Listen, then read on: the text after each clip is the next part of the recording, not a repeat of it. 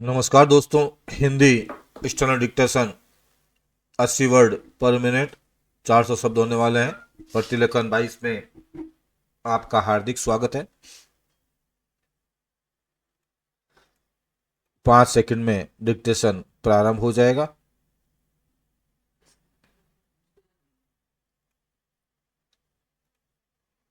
Start. अध्यक्ष महोदय, मानव संसाधन विकास मंत्रालय की मांगों के संबंध में बोलने के लिए मैं खड़ा हुआ हूँ। शिक्षा की पद्धति के बारे में, उसमें परिवर्तन लाने के बारे में, इस क्षेत्र में हमें जो असफलता हाथ लगी है उसके बारे में अभी मेरे मित्र ने बहुत कुछ कहा है। दुर्भाग्य की बात यह है कि देश में सभी लोग यह मानते हैं कि शिक्षा में प्रगति नहीं हुई है। शिक्षा पद्धति में आमूल-चूल परिवर्तन नहीं हुए हैं, लेकिन फिर भी इस दिशा में कुछ किया नहीं जाता है।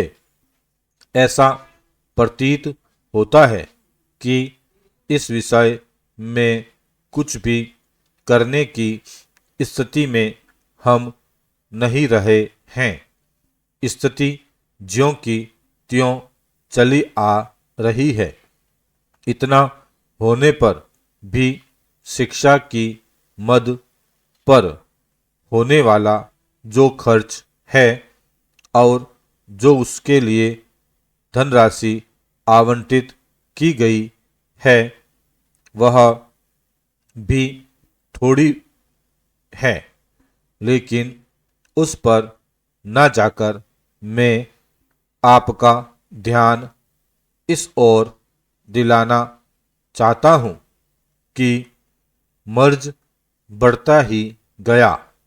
ज्यों-ज्यों दवा की वाली कहावत ही आज चरितार्थ हो रही है।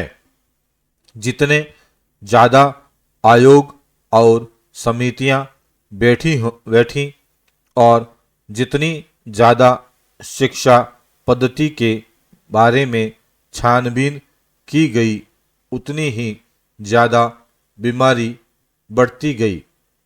बीमारी का इलाज न होकर और भी खराबियां पैदा होती गई। अभी मेरे मित्र ने माननीय मंत्री का ध्यान एक रिपोर्ट की तरफ दिलाया था। इस तरह की बहुत सी रिपोर्ट है। अभी सदस्य महोदय भी एक रिपोर्ट का जिक्र कर रहे थे।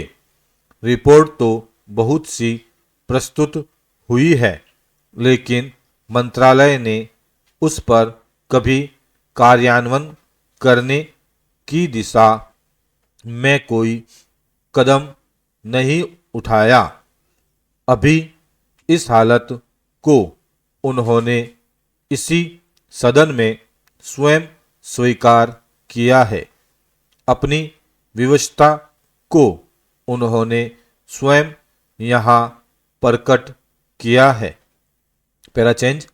इस विषय पर और अधिक न कहकर मैं आज के दिन मानव संसाधन विकास मंत्रालय का ध्यान दो विशेष विषयों की तरफ दिलाना चाहता हूँ।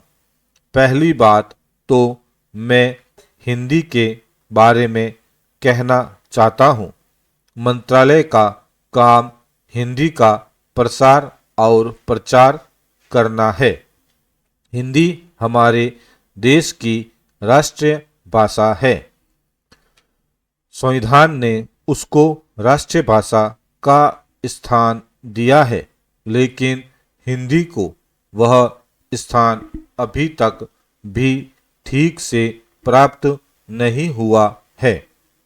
इसके कई कारण हो सकते हैं।